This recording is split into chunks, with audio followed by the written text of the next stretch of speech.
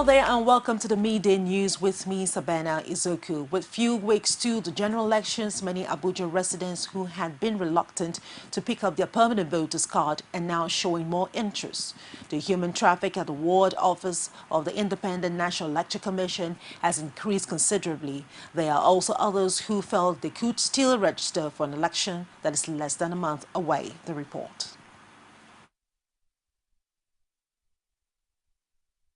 When INEC announced that it will be issuing permanent voters' cards, skeptics were quick to conclude that people may not pay attention to the matter until it becomes late. But the situation in Abuja is different, as INEC ward offices are now besieged by people. No, the present exercise is very impressive. Unlike before, there was a time we were here for like 4 weekends, Friday, Saturday and Sunday. That is in November. Then we hardly have like 50 in a day. But from December, that's after the primaries, there was a high turnout of people coming through Karo office to collect their voters card. So from there, we were asked to come near the neighborhood in order to make it very accessible for people. And since when we started on Friday, the turnout has been very impressive. Not everyone, however, agrees with the Cherry report on PVC collection, especially as the House of Representatives is pushing for temporary voters' cards to be used for the forthcoming elections. Yeah, there is not a problem like that, but they told me that I should go back where I did it before.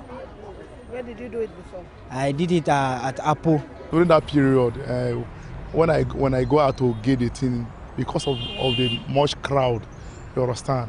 So the thing has started affecting my business. So I have to stay back because of the thing. I did register my voter's card. So when the register was in school at Nasarawa State, so they explained everything to me that I cannot collect my, if I collect my voter's card there, that is where I will vote. And I'm not staying there, I'm staying at Abuja. So I say when I come back, I will do my registration. When I came back, they were not doing it again, so I have to wait to another turn. Also worrisome is the case of those who have already moved from their states of registration. There are also others who are seeking opportunity to register anew. My problem is that I have not registered and I want to register and I want to vote. And then more than a month now I've been moving around. They will tell me I should go to Karo. I live in Maraba. I went to Karo the other day. When I get there, I asked the woman that, look, I was directed here to come and register. And we are even men, we are more than that day, we are more than 100. So we stand and the other woman came and said, no, they have stopped the registration, that we should go to INEC office. As INEC said, we should go to headquarters. I was now asking her, okay, between you and the government, who is lying now? The problem is that I vote in Rivers State, and now I'm in Abuja. I want to collect it in Abuja. They said that I should go to Rivers State. But INEC is insisting that only the PVC would be acceptable for the election. And with more than 2 weeks to the close of the new window for collection, it is likely that more eligible voters would have their cards before January 31. Now, the People's Democratic Party has alleged that the Babatunde Fashola, the governor of Lagos State, and other All Progressive Congress leaders are opposed to the candidature of Muhammadu Buhari and have indeed abandoned his campaign for the February 14 presidential election. Speaking on Saturday, the PDP spokesman Olisa Metu said most leaders of the APC did not believe in the personality of Buhari, resulting in the flip-flops and double standards that had been the fate of his presidential campaign. He said while key APC leaders such as the former Vice President Atiku Abubakar, Kano State Governor Rabiu Kwakwanso, and the presidential aspirant Sam Inda Azaya have since abandoned Buhari and his campaign to the inclement fate, Fashola has not been able to hide his preference for a younger, more educated, more articulate president who is able to connect with the current generation of citizens as embodied in President Goodluck Jonathan.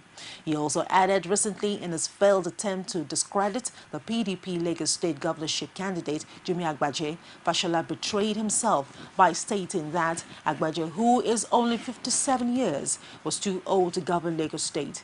This he says is the height of hypocrisy, considering the fact that the same Fashola is on the other hand campaigning for a 73-year-old Buhari to become the president of Nigeria.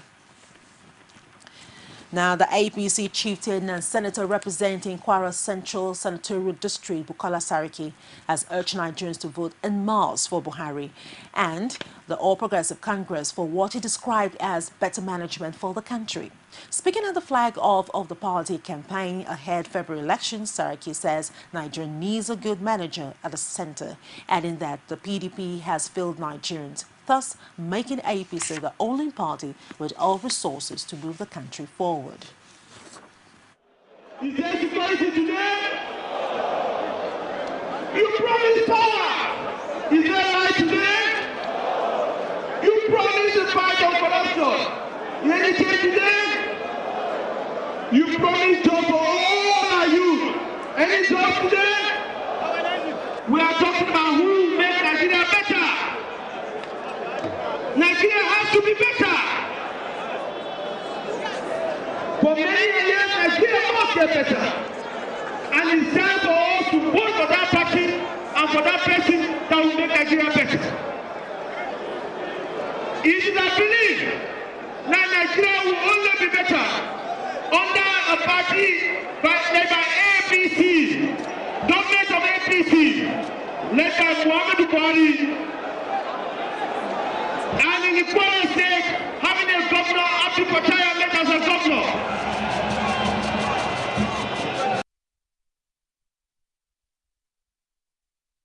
The All Progressive Congress says Ahmadu Bello University Teaching Hospital has discredited the purported report that its presidential candidate, Muhammadu Buhari, has cancer. This, according to the party's presidential campaign organization, shows that the trending report credited to a source in the hospital is fake and disdainful. It said in a statement by a spokesman, Galba Shehu, that Buhari has now visited the teaching hospital in the last 5 years, while wondering how the same hospital could have diagnosed him with cancer 3 months ago.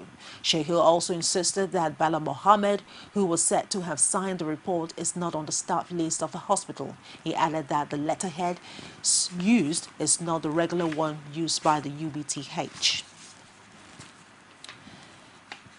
And away from that, the Senate President David Mark says the People's Democratic Party will not allow the opposition or Progressive Party rig it out of power at the general elections in February. He has therefore asked the party members to work hard in order to guarantee victory at the various stages of the elections. Mark stated this on Saturday while addressing PDP stakeholders from the Federal Capital Territory and the states in the North Central Zone in Abuja. The Senate President said anybody or party planning electoral malpractices should think otherwise because the PDP was committed to a free, fair, credible and acceptable elections. He, however, asked his party members not to take anything for granted, just as he stressed the need for them to strategize and reach out to the electorate ahead of the polls. He acknowledged the challenges posed by the opposition parties but expressed optimism that the PDP had lived up to its billions in terms of delivery of dividends of democracy to Nigerians, a positive evidence that it would do more given another mandate. Now, the movement for the emancipation of the Niger Delta has denied claims that it has issued an ultimatum to ex-militants opposed to the presidential ambition of Muhammadu Buhari. Men insisted that the comment published by the national newspaper on Friday did not emanate from the group. It said in a statement issued by spokesman Jomon Bomo that the ex-generals mentioned in the report are not part of MEND. The Niger Delta Group noted that since its endorsement of the All Progressive Congress presidential candidate, several attempts had been made to discredit it by several individuals and groups. It added that it was disappointed that the media outlet did not deem it fit to confirm the authenticity of the statement before it published it. We'll just take a short break, and when we return, CoreTV News on the Hour continues to stay with us. From time immemorial, women have birthed life, shaped character, and by extension, influenced the society. Moremi of Ife, Emoten of Benin, Queen Aminat of Zaria, all women of influence and power. Whether it's before election, after election. How ironical, women being so powerful yet have few grounds in decision making. They see you as a wife, and I see you as a wife to a man. We are talking women in politics. A woman will be bold enough to stand up and say, I want to become president of Nigeria. Only on CoreTV News. Welcome back to the Midday News. For more information, you can reach us on a social media platform, and that's on facebook.com/CoreTV News and on Twitter @CoreTV News NG. For all the stories and programs, you can also join us on our youtube.com/CoreTV Anthem News. Now, the governor of Plateau State, Jonah Jang, has been accused of overborrowing on behalf of the state. The APC governorship candidate in the state, Simon Lalong, at his campaign office said Jang has plunged the state into debt running to the tune of 52 billion naira. Lalong added that the Plateau has never been indebted in its history as a state. By the time he leaves office, I am sure that is why he is fighting up and down. Already he has left a debt of about 52 billion on the plateau. 52 billion on the plateau. But I know that God is on our side.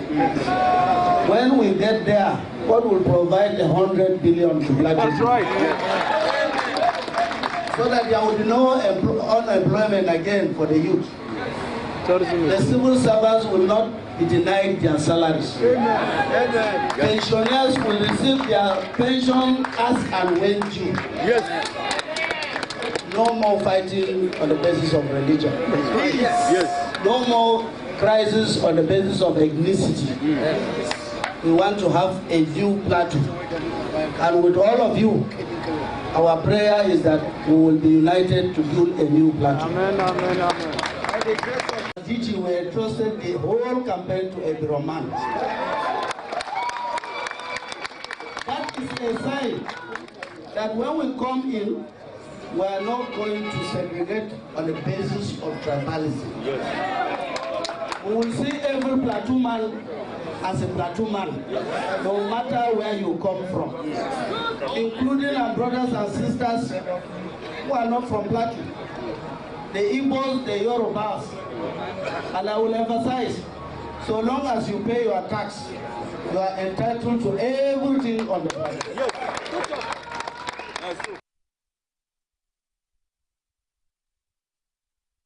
Now let's turn attention to Edo State, where the Bini branch of the Nigerian Bar Association has urged the Edo State House of Assembly to pass into law a bill to fast-track the criminal justice system and replace the 1976 criminal procedure law of old Bendel State.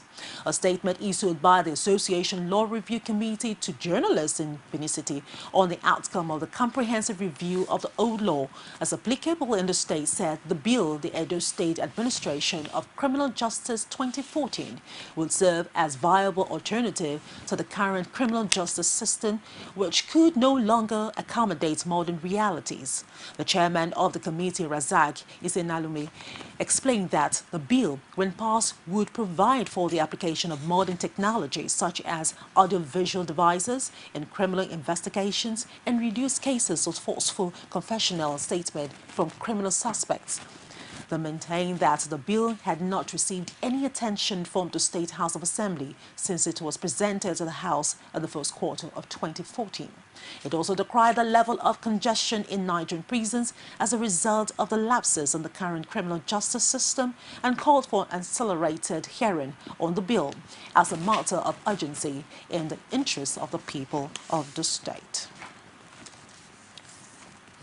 And away from that, we go to business. On the Nigerian Stock Exchange has delisted Kappa and Alberto PLC from the daily list of the exchange.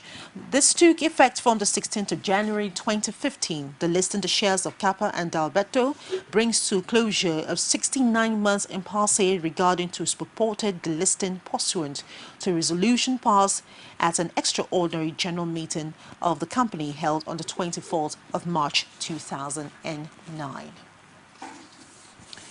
Now over to sports. The Confederation of the African Football, CAF, said 16 teams of the African Cup of Nations in Equatorial Guinea will share a total of $10 million, with the champions earning $1.5 million. Now, the beaten finalists will receive $1 million, with the other two semi-finalists taking home $750,000 each. And further breakdown of the prize monies will see quarter-finalists each guaranteed $600,000. Now, the third-place team in each of the first-round groups will pocket $500,000, while the bottom team will get $400,000 each.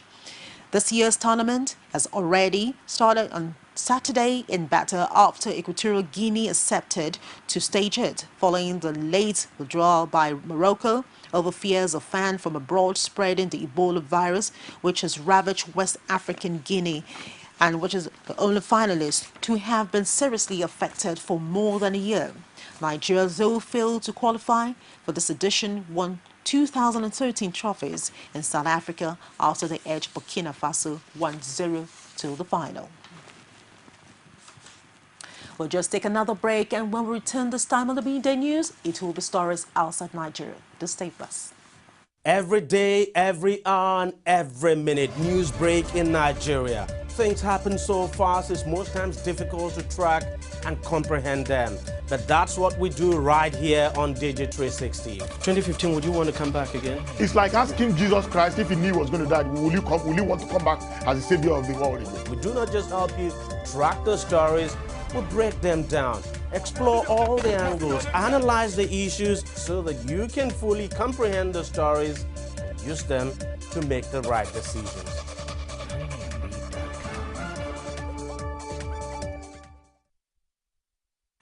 Welcome back. Now, outside Nigeria, security officials say assailants have lobbed explosives at Algeria's embassy in the Libyan capital, wounding 3 people in an attack claimed by Islamic State jihadist group. The ISIS Libyan branches say soldiers of Caliphate who attacked the empty mission in a message posted on Twitter, together with a photograph of a tree-lined street with a fire in the background. There was no independent confirmation of the claim reported by the US-based monitoring group Site Intelligence. The ISIS posted a similar claim for a December 27 last year bomb attack outside the building of a Libyan unit tasked with securing diplomatic mission that left no casualties, Site reported at the time. The security official who works for the unit said Saturday's attack in central Tripoli seriously wounded a guard, that 2 passers-by were slightly hurt. Medical sources confirmed the 2. The assailant threw a big bag full of explosives from the passing car at the police car parked near a guard post. He said, adding that the attack caused damage to building and parked cars. Foreign Minister Ramantane Ramaharam of neighboring Algeria condemned the bombing. Saturday's attack came a day after a coalition of militias declared a ceasefire, hours after an agreement at the UN-brokered peace talk in Geneva between Libya's warring factions. Foreign Minister of Libya internationally recognized government denounced Saturday's bombing as a cheap attempt to influence the national dialogue in Geneva that had continue next week. And that's it on the Midday News. Do join us at the top of the hour for more. For me and the news crew, we say many thanks. I am Savannah Uzoku, and thank you very much indeed for watching.